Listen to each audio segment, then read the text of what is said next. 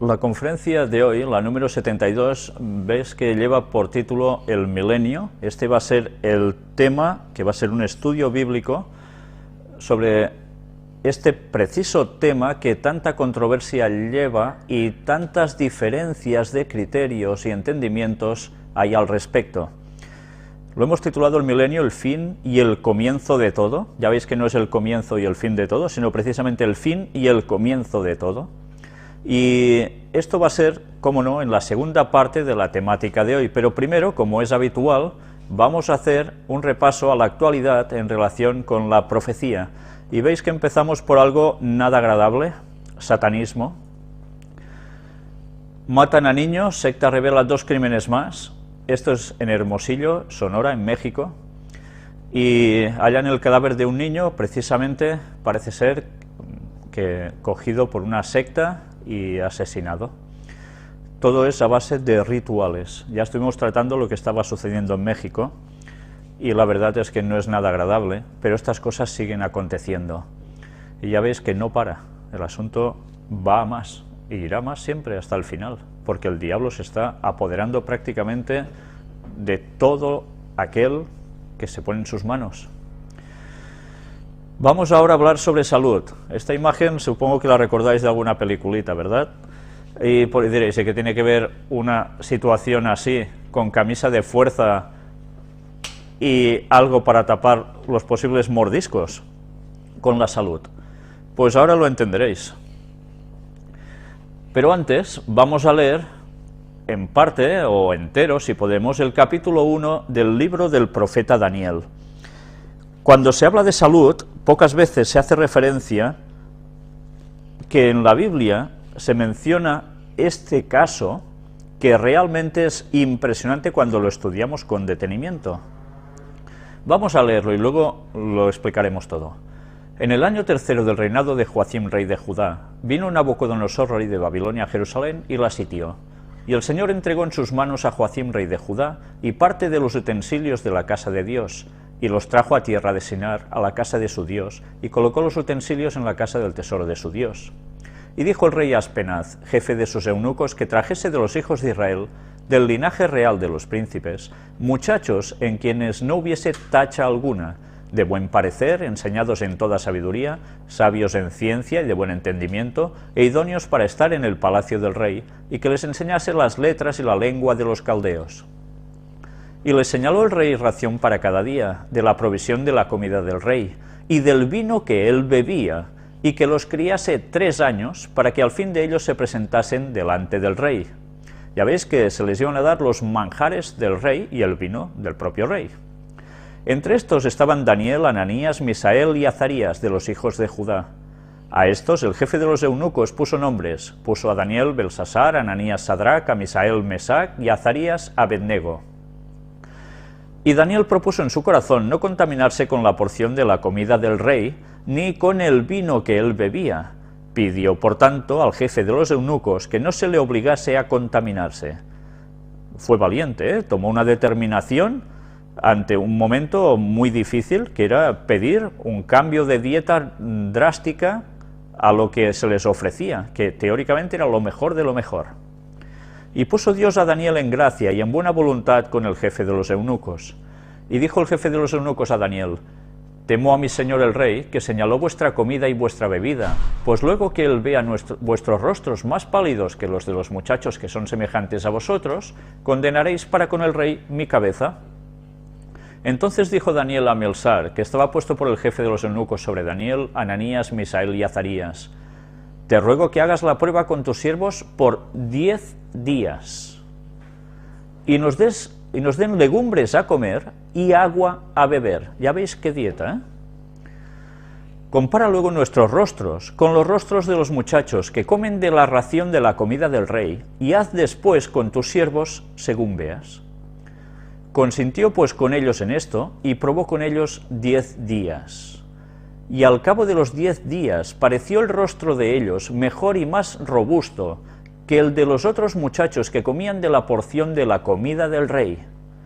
Ya veis como en 10 días, literales, hubo un cambio en sus rostros, porque evidentemente algo repercute físicamente ya de la nutrición en las personas, y esa diferencia se aprecia en tan solo 10 días. Imaginaos qué dieta debería ser la que llevaba el rey y todos los que aceptaron llevarla. Así pues, Melsar se llevaba la porción de la comida de ellos y el vino que habían de beber, y les daba legumbres.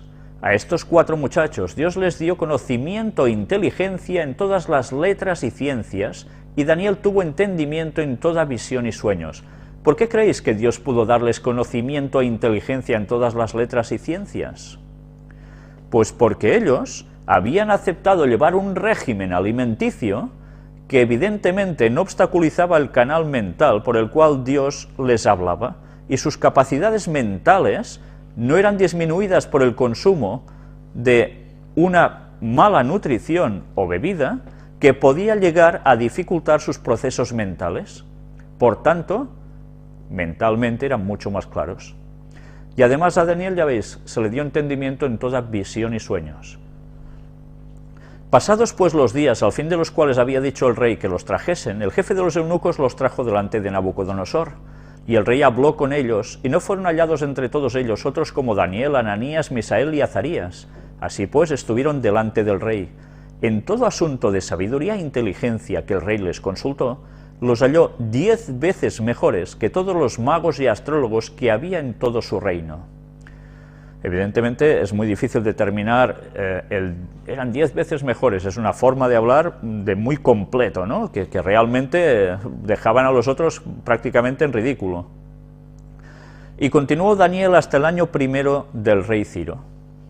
Pues ya veis, si es importante todo eso, de llevar una buena alimentación vegetariana, sin beber alcohol, para poder tener una mente clara y gozar de salud en todos los niveles. Pero ahora vamos a hablar precisamente de esa importancia, porque ya veis que llevando una buena dieta, mentalmente eran más capaces. Mirad ahora lo que vais a ver aquí. En esta tanda de noticias sobre salud, la timidez es ya oficialmente una enfermedad mental. Si ahora eres tímido, te van a medicar. Esto ya empieza a ser preocupante, ya veis que nos están poniendo medicación absolutamente para todo. Pero ya veis, no solo esto, sino incluso la excentricidad. Pues tendrán que medicar a todos los súper ricos, porque ya suelen ser muy súper excéntricos, ¿no? ¿Qué cosas? Pues bien, esto no es todo. Si leéis todo el artículo, os quedáis parados de ver cosas como, por ejemplo, esto. Por otro lado, otros campos como la criminología y el ámbito de lo judicial podrían verse transformados si delitos como la violación y el abuso sexual se amparan en la terminología trastorno parafílico coercitivo que el DSM propone. Desde luego, ahora todos vamos a estar como cabras, porque todo el mundo tiene alguna deficiencia de carácter. Y eso, ya veis, se arregla con medicación. Cuestionar a la autoridad es una enfermedad según industria psiquiátrica. No teníamos bastante con eso, ¿eh? Pues considera un trastorno mental el pensamiento desafiante, algo conveniente para mantener una sociedad de personas o autómatas conforme con la normalidad. Ya veis, aquí no se escapa nadie, ¿eh? Incluso, mirad lo que nos pone aquí, pensar distinto a los patrones dominantes de la sociedad, el llamado libre pensamiento, es una enfermedad mental, según la nueva edición del Manual Diagnóstico y Estadístico de los Trastornos Mentales de la Asociación Psiquiátrica Americana. Pues bien, entonces, no sé si lo sabéis, pero claro, a los masones se les llama librepensadores. Pues se tendrán que medicar todos también. Es que es para reír, ¿eh? Pero bueno, de ridículo que resulta todo esto. Y vamos a ver esta otra, que esta tampoco tiene desperdicio, y veréis qué conexión con el texto que hemos estado leyendo al principio. Para la Organización Mundial de la Salud, comer alimentos crudos es una enfermedad mental. Si el titular ya os impacta, mirad lo que aquí nos pone. La Organización Mundial de la Salud publicó una lista de trastornos neurológicos y enfermedades mentales, insertando entre ellas a las dietas de alimentos crudos y al vegetarianismo, bajo el código F63.8. Una de las razones principales por incluirlos en la lista es la noticia sobre una familia de adictos a comer alimentos crudos de la ciudad española de Málaga, donde los padres llevaron a sus hijos a un estado de coma debido a lo estricto de la dieta. Los niños se salvaron gracias a los vecinos, que operativamente reaccionaron ante la situación. Ambos padres fueron enviados a una clínica psiquiátrica para un curso obligatorio. La Asociación Americana de Dietética no está de acuerdo con ese punto de vista. Están convencidos de que la adhesión a una dieta equilibrada tiene efectos beneficiosos para la salud humana y proveen al cuerpo con todos los elementos necesarios. Mientras tanto, no está claro si se debe tomar en serio las recientes conclusiones de la Organización Mundial de la Salud, ya que recientemente el amor fue incorporado en la lista de enfermedades bajo el código F63.9. Es que, sinceramente, yo no sé si reírme, llorar o echar a correr, porque cuando uno ve estas cosas, mirad qué gran argumento, tan serio, tan impresionantemente científico, que es porque unos padres que se pasan con la estrictez de una dieta, que probablemente habían caído en lo que a algunas personas les pasa, que no como de esto, de lo otro y no sé qué, y mentalmente, verdaderamente se trastornan. Pero eso son excepciones, no es la norma, sino que es todo lo contrario. Pues bien, utilizan este miserable argumento para precisamente poner que ser vegetariano y comer alimentos crudos, ya veis lo que significa. ¿Hasta qué punto esta organización vinculada a la ONU, movimiento masónico por excelencia, del cual el Vaticano tiene su gran peso, ya veis lo que está saliendo de allí? Y todos contentos cuando la OMS dice, pues lo tenemos claro con la OMS. Y quizás lo tenemos tan claro como esto. ¿Recordáis esta noticia? ¿Estaría dispuesto a comer carne artificial? La mostramos. Pues bien, las ganas están para que estas hamburguesas de carne de vaca artificial, pues precisamente empiecen a divulgarse, a venderse, y alguien va a hacer el negocio. Pero también quizás nos quieren hasta esto. Científicos japoneses crean carne sintética con heces humanas, porque tiene gran cantidad de proteínas, un 63%, 25% de carbohidratos, un 3% de lípidos y un 9% de minerales. O sea que vais a comer, bueno, me callo la palabra, me la entendéis, ¿eh? En fin, qué triste. Bueno, es que ahora entendemos muchas cosas de por qué están saliendo a la palestra. ¿Creéis que a Satanás no le entusiasma que dejemos de ser vegetarianos para llenarnos de porquería? ¿Para que nuestras mentes queden totalmente bloqueadas a la voz de Dios? Pues está trabajando desde allí, porque sabe que si consigue esto en los seres humanos, que las personas no lleven la dieta que deben llevar, el avance espiritual en ellos va a ser mucho más difícil, con lo cual la salvación mucho más complicada, porque no entenderán las cosas de Dios. Según un estudio, los consumidores de comida rápida tienen el doble de riesgo de padecer depresión. Esto es muy interesante. Este estudio, que ha sido totalmente reciente, desde este día 28 de marzo, ya veis lo que nos está diciendo. Se han hecho pruebas, se han hecho los estudios científicos pertinentes para demostrar que cuanto más comida rápida se consume, mayor es el riesgo de depresión. Esto debemos tenerlo muy presente, porque ya veis que precisamente cada vez hay más lugares de comida rápida y cada vez más personas van allí, dejando de comer, como es en el caso, al menos en España, que había la cocina mediterránea tan famosa, pues van a comer cada vez más a estos lugares porque sale económico, se hace en un momento, pim pam, y nos llenamos todo de porquería. Pues ya veis, si tiene importancia lo que comemos, para que finalmente nuestra mente quede afectada. Comamos bien y nos ahorraremos un montón de problemas. Para las personas que están en depresión, que tengan claro que por encima de todo hay alguien a quien se pueden aferrar, y es a Cristo. Él es la solución a todos nuestros problemas, y las cosas que parecen insuperables, con Él podemos hacerlo. Todo lo puedo en Cristo que me fortalece, dice Filipenses 4:13. Ciudadanos de Estados Unidos, conejillos de indias de la CIA en sus experimentos con LSD. Ya sabéis que también la Agencia Central de Inteligencia de Estados Unidos realizó entre los años 1953 y 1964 experimentos con miles de civiles y militares estadounidenses con la droga alucinógena LSD y otras sustancias sin que supieran lo que les estaban haciendo. Según expertos, es un arma habitual que Estados Unidos utiliza con múltiples fines. Según una reciente filtración de documentos confidenciales de la agencia, además del ejército, algunos experimentos se llevaron a cabo en playas, bares y restaurantes, donde los agentes supuestamente colocaron el narcótico en las bebidas de los clientes. Pues bien, el texto va siguiendo, es interesante, pero ya veis que pocos escrúpulos, somos sencillamente números. También es interesante ver cómo, y ya lo expusimos también aquí, 1.500 guatemaltecos pasaron precisamente por experimentos de este tipo, e incluso, ya veis, fueron contagiados con sífilis y otras infecciones para conocer la evolución de la enfermedad. Realmente es impresionante, ¿no? Y en República Dominicana también pasó.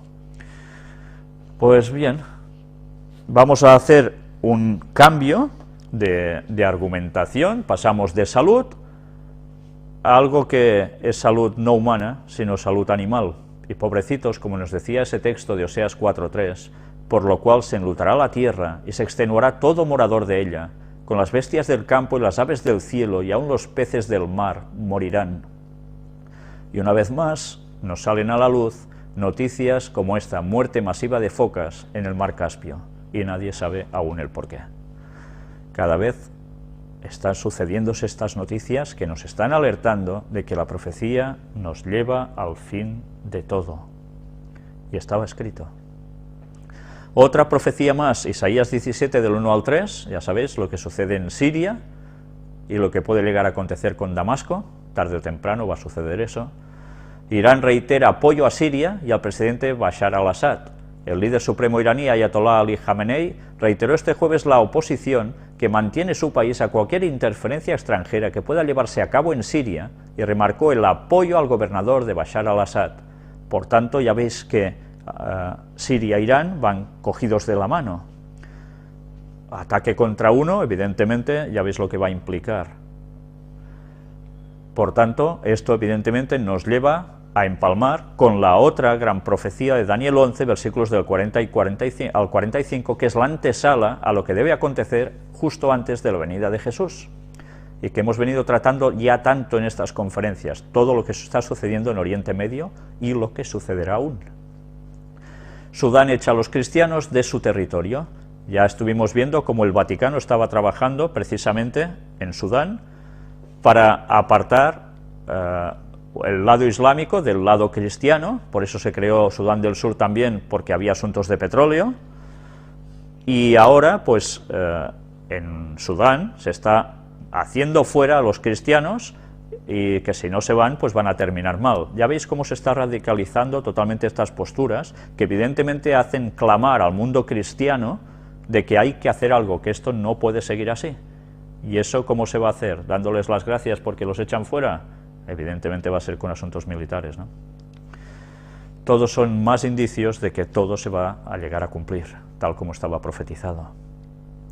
Y hablamos un momento de Cataluña. Convergència, el partido de la presidencia de la Generalitat, apuesta por primera vez por un Estado propio para Cataluña. Y ahora ya se dejan de historias y van directamente al grano.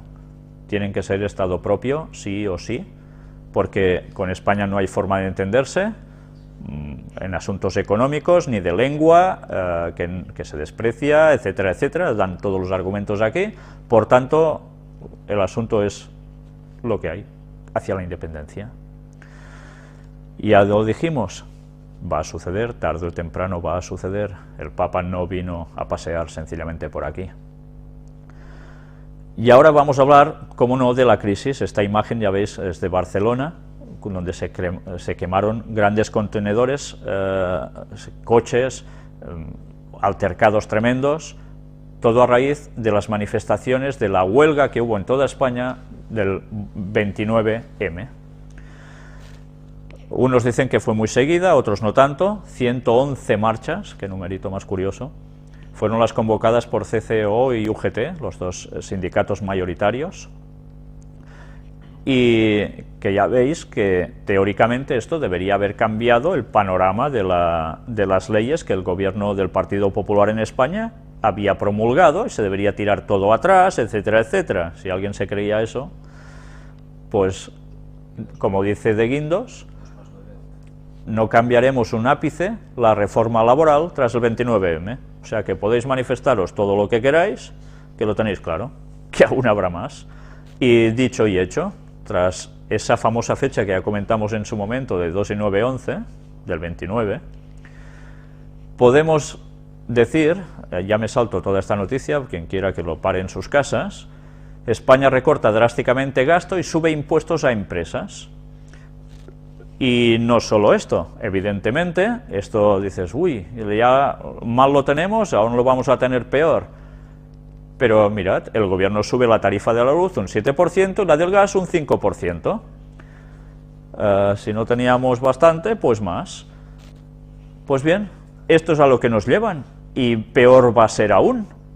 Estas medidas han sido muy bien aprobadas o muy bien vistas por la Unión Europea, pero claro, ya sabéis que las cosas no es suficiente. Incluso ahora en Grecia también se dice de que va a necesitar otra ayuda multimillonaria, con lo cual el país aún lo va a pasar peor. Bien, somos los conejillos de Indias de toda Europa, ¿no? Y lo que van a hacer, pues es esto, hundirnos aún más. Y no esperemos otra cosa, porque va a ser así. Mientras tanto, Esperanza Aguirre, que ya sabéis que es la presidenta de la Comunidad de Madrid, dice: estos sindicatos caerán como el muro de Berlín. Acusa a los sindicalistas de antipatriotas y de querer convertir España en Grecia. Ya veis, una vez más, parece ser que hay una gran oposición entre sindicatos, entre partidos que están en el gobierno, y ya vimos que por detrás están los mismos. Pero bueno, es igual, no pasa nada. A nivel de calle se coge la percepción de que todos son contrarios. Recordemos que había profecías que hablaban sobre los sindicatos, y luego veremos un par de citas al respecto del espíritu de profecía de Ellen White. La otra cara de la crisis en Italia: 2 hombres se prenden fuego en la misma semana, por la crisis. ¿Hasta qué estado de desesperación se está llegando, verdad? Claro, quien aún tiene que comer y está tan tranquilito, pues quizá no lo aprecia tanto, pero hay personas que ya están en un lindar verdaderamente muy grave. Y aquí tenéis estas 2 citas que vamos a leer ahora, profetizadas, ya veis, una en 1912 y la otra aproximadamente, quizás un poco antes. Ellen White escribió: tiempos difíciles están ante nosotros. El cumplimiento de las señales de los tiempos da evidencia de que el día del Señor está cercano. Se refiere a la segunda venida de Jesús. Los periódicos están llenos de indicaciones de un terrible conflicto futuro. Audaces robos ocurren con frecuencia. Las huelgas son comunes. Por todas partes se cometen latrocinios y asesinatos. Hombres poseídos por los demonios quitan la vida de hombres, mujeres y niños. ¿Entendéis por qué pasan esas cosas? Todas estas cosas testifican de que la venida de Cristo se halla a las puertas. Y esto era en 1912. Ya veis que esto está en aumento cada vez más. Si antes testificaba, ahora ya, ¿qué podemos decir, no? Que está, bueno, aquí al lado todo. Y mirad esta otra segunda cita. Debido a la actuación de compañías monopolizadoras y a los resultados de las confederaciones obreras y las huelgas, las condiciones de la vida en las ciudades se hacen cada vez más difíciles. Graves disturbios nos aguardan y muchas familias se verán en la necesidad de abandonar la ciudad. Bien, pues esto aún irá un poco a más, ya lo veis. No hemos llegado al extremo máximo, pero esto va a llegar, está al caer, es lo que nos están preparando. ¿Qué avisados estábamos? ¿Qué avisados? Y ahora vamos a hablar un poco sobre el Vaticano. Ya veis aquí tres banderitas, la del Vaticano, la de México y la de Cuba. Lo he puesto en esta disposición triangular, pero con la de arriba el Vaticano, porque evidentemente es la que está en la cúspide de estos dos países, aunque algunos no se lo crean o ni se lo piensen. El Papa pedirá paz en México y clamará por la libertad, especialmente la religiosa, en Cuba, según expertos. Él iba por la nueva evangelización en México, y allí estuvo diciendo y haciendo bastantes cosas. Ahora haremos un leve repaso a lo que hizo allí y a lo que hizo también en Cuba. ¿Y qué repercusiones podía tener todo esto? Cuando llega, hay una visita de cortesía al presidente federal y, cómo no, le dan al Papa las llaves de la ciudad, como aconteció también en Madrid, ¿lo recordáis? Cuando alguien le da las llaves al Papa de una ciudad, quiere decir que se somete totalmente a su autoridad. Pues esto sucedió en dos ciudades distintas, precisamente, de México. Benedicto XVI, he venido para que sientan mi afecto. ¿Sí? ¿Fue en verdad a esto, a México, para que sintieran su afecto? Luego veremos cómo hay algo más que sentir su afecto. Yo diría que sintieron su efecto, con una E delante. Todos muy contentos, teóricamente, porque el Papa iba allí, muy bien esperado, dio sus discursos de cómo México tiene problemas muy serios de drogadicción, de delincuencia, de narcotráfico, que todo esto hay que paliarlo. Habló también sobre las familias, que son la base de todo, y cómo no, ya sabéis que también hizo algo extraordinario, que fue algún evento del cual no he podido conseguir la instantánea. Pero bien, eso os lo voy a contar dentro de un momento. Benedicto XVI y nuestra crisis de fe. Aquí, Monseñor Felipe Arizmendi Esquivel empieza a hablar de lo interesante que es esa visita del Papa, y llega un momento que dice: recibámoslo con apertura de mente y de corazón, centrémonos en sus mensajes, sin distraernos en anécdotas secundarias, perdonemos con tolerancia a los grupúsculos que aprovechan su visita para hacerse publicidad insultándolo, oremos para que se logre el objetivo de ser confirmados en nuestra fe. ¿Sabéis? Cuando dice anécdotas secundarias, es porque hay gente que acusaba precisamente al papado de algo que se hacía con niños, ¿me entendéis, no? Pues bueno, son cosas de anécdotas secundarias. Interesante. Cada quien revisemos cuán sólida es nuestra adhesión a Jesús, cuán coherente es nuestra vida diaria con la fe que decimos profesar.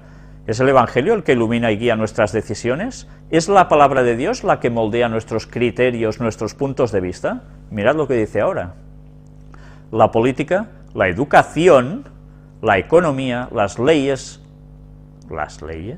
las costumbres, la familia, los medios de comunicación, las vacaciones, las relaciones sociales, las contiendas electorales, ¿reflejan un país católico? Esta era la gran cuestión. ¿Reflejan que eran un país católico México? Se debían hacer cambios. Pues los cambios ya veréis que ya se han hecho. Qué gran eficacia la visita del Papa allí. La habitación papal en el Cobre, ejemplo de sencillez. Describen que estaba en un lugar, bueno, súper modosito, todo muy austero, y que era algo digno de alabanza. Pero mirad qué curioso, ¿no? Además de la residencia sacerdotal ya terminada, que era un proyecto que hicieron para todo lo de la visita del Papa, el proyecto incluye un conjunto de 11 cabañas en cemento con tejados rojos, un policultural y una capilla. Debían ser 11 cabañas. Bueno, ya sabéis que los numeritos a ellos les gustan mucho, y su significado. Benedicto XVI, no hay motivos para rendirse al despotismo del mal. Homilía en la celebración de vísperas con los obispos de América Latina. Tuvo un gran encuentro con los obispos. Pues allí, una vez más, nos empieza a hablar de que, claro, como no, se tienen que reunir a las 18 horas, 6, porque si no, se ve que no están contentos si no es a esa hora. Y empiezan a hablar también de Nuestra Señora de la Luz, la Santísima Virgen. y siguen y van hablando de Nuestra Señora de la Luz. ¿Por qué creéis que a esta Virgen le llaman Nuestra Señora de la Luz? ¿Recordáis un texto bíblico que dice algo sobre Satanás? Que se disfrazaría como ¿qué? Como ángel de luz. Y ya vimos, y hemos estado viendo en todas las conferencias, cómo precisamente esas apariciones de la Virgen no son otras que apariciones del propio Satanás. María Santísima de la Luz. Pues sí, sí, sí. Nos encontramos en un momento decisivo para el futuro de Europa. Ya veis, mientras eso estaba pasando en un lado del océano, en el otro, en Europa, el cardenal Reinhard Marx ha sido elegido presidente de la Comisión de los Episcopados de la Unión Europea y fue elegido por sus homólogos el 22 de marzo. Tenía que ser el 22, 2 veces 11, por supuesto. Pero es interesante ver cómo tienen muy claro que nos encontramos en un momento decisivo para el porvenir de Europa. Respecto a la crisis económica y financiera que golpea nuestro continente, estoy persuadido de que la Unión Europea dispone de medios y potencial para remontar esta situación. Una crisis global exige una respuesta común. ¿Os dais cuenta de cómo algo generalizado necesita una respuesta general? Necesitamos, por tanto, reencontrar el sentido de una acción colectiva y responsable. Si nosotros estamos en disonancia con eso, seremos todos menos responsables. Solo con esta condición llegaremos a resolver nuestros problemas comunes. Nos encontramos, en efecto, en un momento decisivo para el futuro de Europa. Luego veremos también alguna otra noticia bastante vinculada a todo esto. Esperanza para un continente que marcará el futuro de la humanidad. Aquí la tenéis. El continente que va a marcar el futuro de la humanidad es Europa. Europa no va a hundirse y ya está y no será nada. No, no. Es el que va a marcar el futuro de la humanidad entera. ¿Por qué? ¿Por qué Europa tiene que marcar ese futuro? ¿Qué hay en Europa y detrás de la Unión Europea? El Vaticano. El Vaticano. Y como dice la profecía, el Papa, gracias al poder militar de los Estados Unidos, va a conseguir la supremacía general. Por tanto, no es de extrañar que precisamente estas sean las palabras de Rafael Navarro Valls, que había sido precisamente el portavoz del Vaticano, un catalán precisamente. Pues ya veis, no solo dice que va a ser Europa, también habla de China, lógicamente, porque China es el que está desbordando por todas partes. ¿Por qué están intentando hacer sucumbir ellos a China? Porque saben que al final van a tener problemas. Pues bien, la entrevista es interesante, si lo podéis leer en vuestras casas, perfecto. El Papa llega a Santiago de Cuba sin intención de reunirse con la disidencia, y efectivamente no lo hizo. Las damas de blanco, que incluso vi en televisión unas imágenes de todas, ¡viva el Papa, que va a venir el Papa! Pues el Papa fue y ni las vio. Pobrecitas. Pero bien, ya sabéis cómo tienen de engañados al pueblo, como siempre acontece. No interesaba ir a ver a estas señoras, como tampoco al resto de la disidencia. Pero ya veis que sí, ellos hablan de que son precisamente, y esta semana ha ido llenas las noticias al respecto, los que hacen un papel importantísimo en Cuba, imponiéndose de mediadores precisamente con el gobierno de los Castro. Y la Iglesia Católica pues está haciendo grandes cosas para que muchos presos salgan de allí. Y vamos a hacer un repaso también a algunas cosas que dijeron allí. El Papa encomienda a las familias cubanas ser la célula de la sociedad. Ya veis que siempre hay el continuo machaqueo por parte del Vaticano a favor de la familia tradicional, porque sabe que el feudo, para que el Evangelio llegue más rápidamente, es a través de las familias. Yo no sé si veis una forma un poco curiosa en este escenario. Hay unas fotos que no he podido conseguiros, y es precisamente en algún lugar donde se reunió también, en México, cuando ellos estaban, el trono del Papa puesto, estaban ¿sabéis lo que es un tablero de ajedrez, no? Blanco y negro por todos lados, lleno de cuadraditos. Pues ya sabéis que esto es el suelo de las logias masónicas. Todo procede de lo mismo. Él estaba así. También había un lugar de 6 gradas, como no, 6, para variar. Pero ya veis qué forma tan curiosa, esta carpa que se levanta encima con una cruz. Veis que es blanca y azul, no sé si os recuerda algo esta forma piramidal. Y bien, vamos a seguir avanzando, porque era de esperar que ellos sacaran sus simbolitos, ¿no? Detenido un hombre que gritó "abajo el comunismo" poco antes de que comenzara la misa del Papa, y ya sabéis que el Papa allí precisamente lo que ha hecho es decir de que, bueno, la filosofía que se llevaba con el comunismo ya no es apta para este siglo XXI, hay que cambiar, y que, como no, había que hacer eso, cambios políticos. Pero el gobierno de Raúl Castro deja claro que no habrá cambios políticos en Cuba. Es curioso, siempre parece ser que sí, pero no, ese juego tan ambiguo. Claro, ¿cómo van a decir que trabajan todos para lo mismo, no? Y ahora vamos a ver también otra noticia que es interesante de ver en imágenes.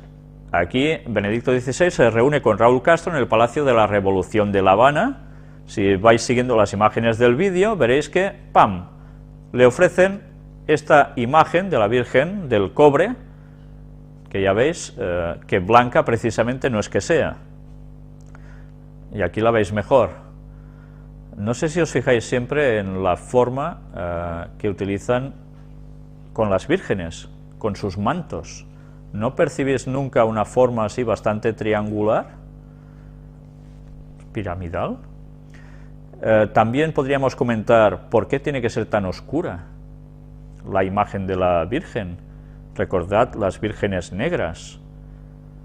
Esto en verdad, como la Moreneta de Montserrat, que hay en Cataluña tan famosa y tan importante, era adoraciones de lo más satánico que hay.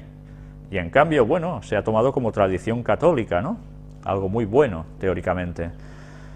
Pues vamos viendo más cosas. Benedicto XVI dice: Cuba y el mundo necesitan cambios. El Papa ha celebrado que en la isla se vaya dando cada vez más libertad a la Iglesia.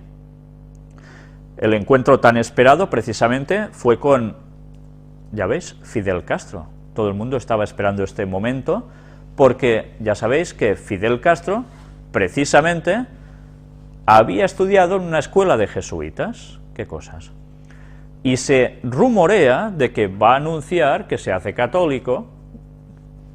Bueno, qué cosas, ¿no? Como si ya no lo fuera, ¿no?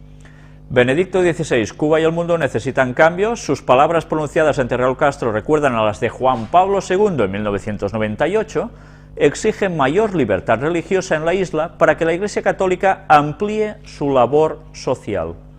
Ya veis, esta es la base de todo, que la Iglesia Católica amplíe su labor social.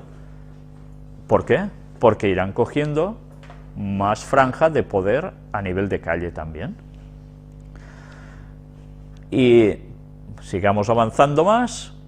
Ya veis aquí cómo se saludan con buen cariño. Benedicto XVI, Cuba y el mundo necesitan cambios. Él iba pasando mientras grandes multitudes estaban alrededor, dicen por todas partes.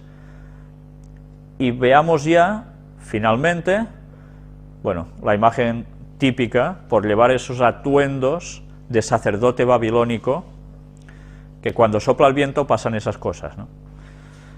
Característico, le ha pasado ya tantas veces, pero como no cambian sus atuendos, porque los sacerdotes babilónicos iban así, tan satánico-paganos, pues ellos, ¿qué tienen que hacer si no? Seguir con lo mismo, aunque a veces resulte hasta ridículo, ¿no? Benedicto XVI aboga por mayor espacio para la Iglesia Católica en Cuba.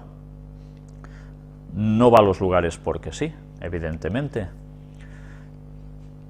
Y si seguimos aún, veremos esta foto, que era el momento crucial. Benedicto XVI se reúne con Fidel Castro, ya veis que Se dan la manita muy bien, muy cariñosamente también. Teóricamente uno es marxista, el otro es totalmente lo contrario. Pues bien, estos son los jueguecitos que hay en el mundo y que hacen creer a la gente de que unos están en un lado, otros en otro, y ellos van trabajando para lo que quieren, como siempre. Incluso se habla de que Fidel Castro, que ya veis, fue educado en un colegio jesuita, se esté planteando abandonar su recalcitrante ateísmo para abrazar de nuevo el catolicismo. Es el segundo papa al que saluda. El papa critica a quienes se encierran en su verdad e intentan imponerla a los demás. O sea que se está criticando a él mismo. ¿Sí o no? Claro, es lo que van a hacer. Es lo que siempre han hecho y seguirán haciendo hasta el mismísimo final y cada vez más. Ellos van a imponerse a los demás. La profecía es clarísima y lo estamos viendo por todas partes. Pues bien, teóricamente él aboga, ya veis, para todo lo contrario, ¿no? Como criticando al régimen. En fin, qué cosas tiene el mundo. Y mirad cómo, precisamente 3 o 4 días después, en México, el Papa se ha ido, y como fue solo para visitar y esas cositas, resulta que pasa algo que nosotros ya habíamos presentado aquí, que se estaba debatiendo en las leyes de ese país. A puerta cerrada, senadores de PRI y PAN imponen la cuestionada reforma religiosa. Tanto que si se iba a hacer, no se iba a hacer, tanta discusión que hubo, cerraron puertas y ¡pam!, se aprobó y punto. Y ahora la Iglesia Católica ya va a tener todo lo que ellos deseaban en ese país. Bien, ya veis, no fue porque sí, sino que iba con un objetivo, como era de esperar, lógicamente, claro. La Carta Magna ya lo tiene claro. Y Fidel Castro a la Iglesia: podemos ser amigos sin pensar igual. Pues vale, es lo que hay. Y aquí ya tenéis la típica escena: quién va vestido de oscurito y quién va de blanco, ¿no? Quién se supedita a quién, como siempre. Y lo que os decía antes, de esas extrañas formas con los mantos de las vírgenes, siempre en formas piramidales, ¿verdad? A Jesús por María. O sea que a Jesús no llega si no pasas por María. Madre mía, qué forma de manipular.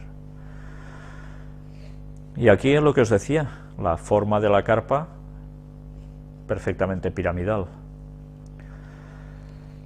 Y la gran foto, para mí, de todo este gran encuentro en Cuba. Esos momentos tan bonitos, ¿verdad? Ah, esta era la carta del juego de Illuminati New World Order, la recordáis, ¿verdad? El Papa con el símbolo Illuminati en la cabeza, el ojo con la pirámide. Ah, mirad, y Fidel Castro también. Qué cosas, ¿eh? Qué cosas. No me extraña que este juego fuera requisado. ¿Cómo lo iban a dejar suelto así como así?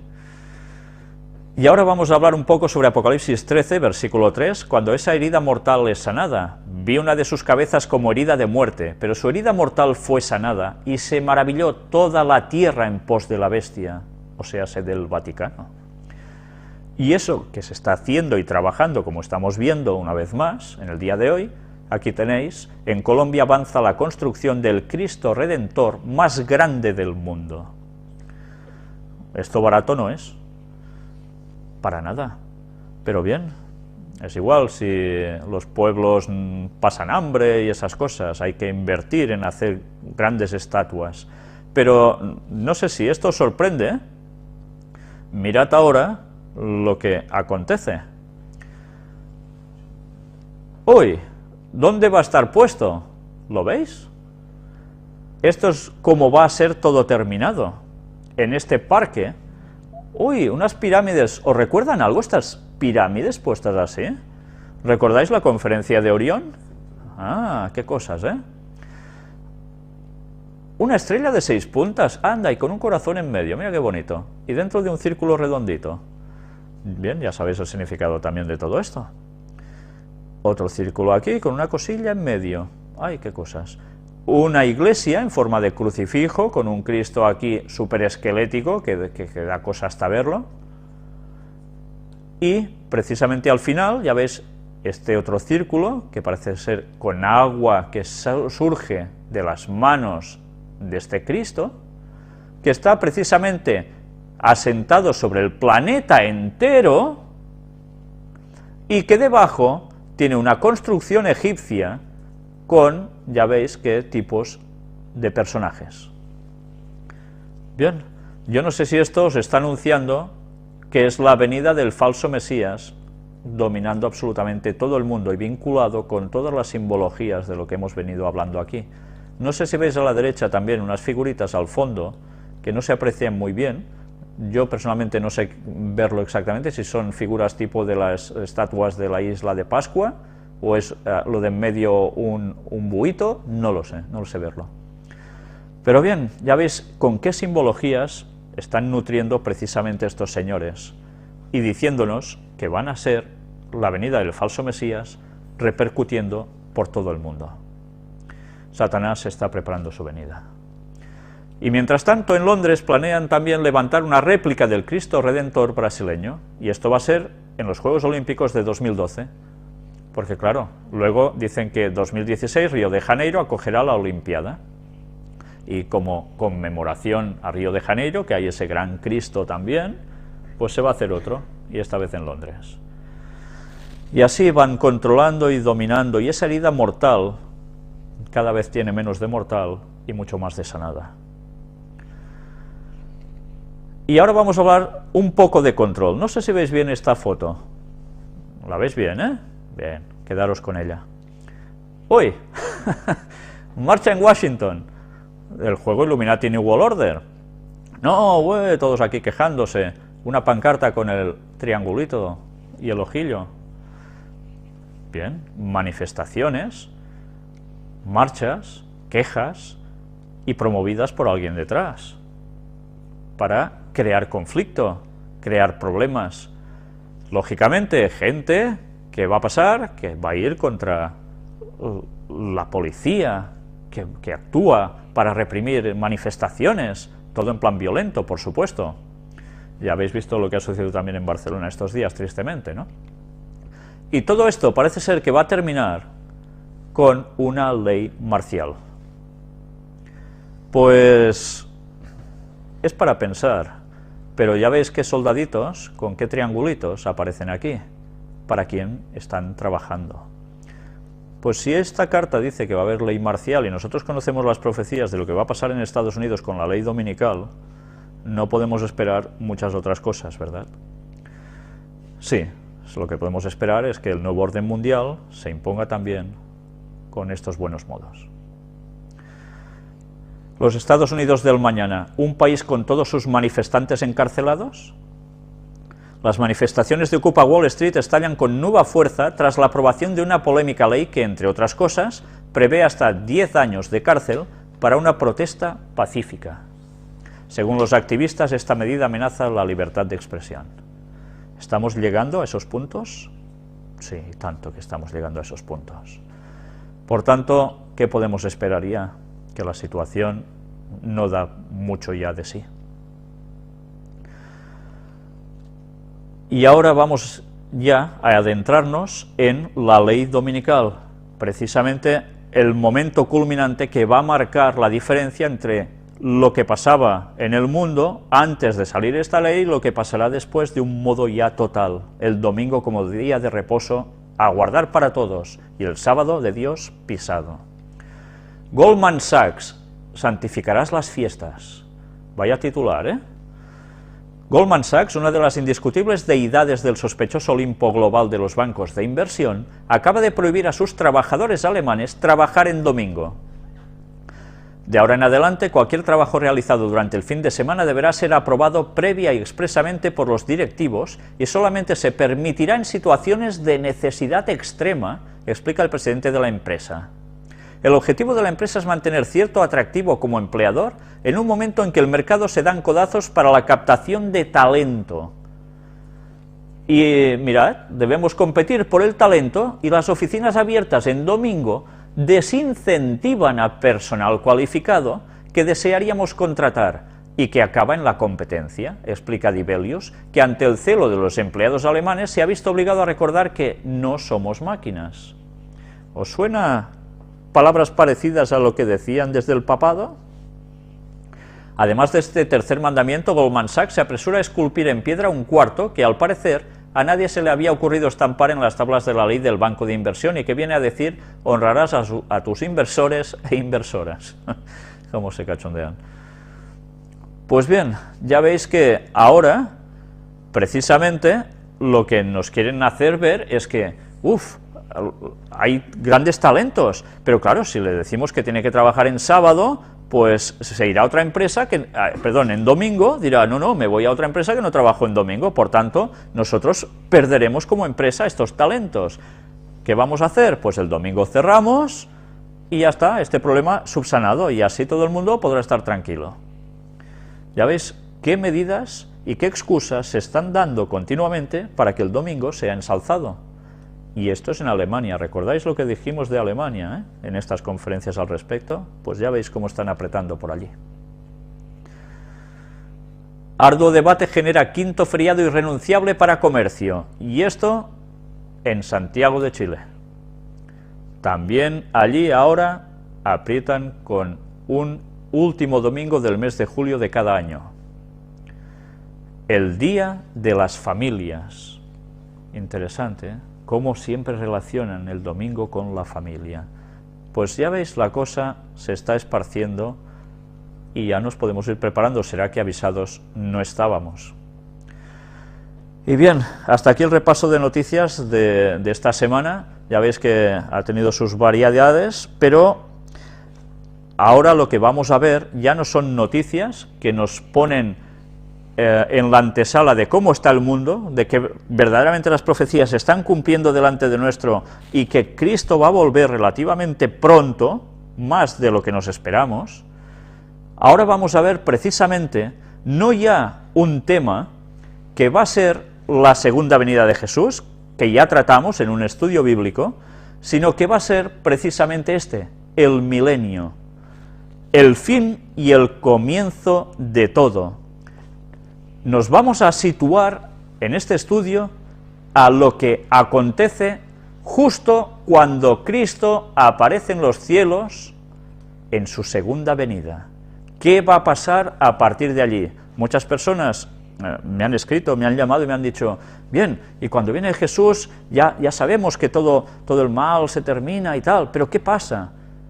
Pues bien, hoy hablaremos de qué pasa realmente con eso, si el mal se habrá terminado definitivamente en esos momentos o no, o va a haber más historia aún. La palabra ya nos lo está diciendo todo, milenio. ¿Recordáis que hay una serie, creo que una película que se llamó Millennium? Y hay un programa también en televisión, etcétera. Milenio son 1000 años. ¿A qué se está refiriendo con ese concepto? Pues hoy tendremos que saber realmente qué nos dice la Biblia sobre 1000 años en concreto. Pues bien, vamos a hacer ahora un descanso y definitivamente ya pasaremos al tema del estudio bíblico.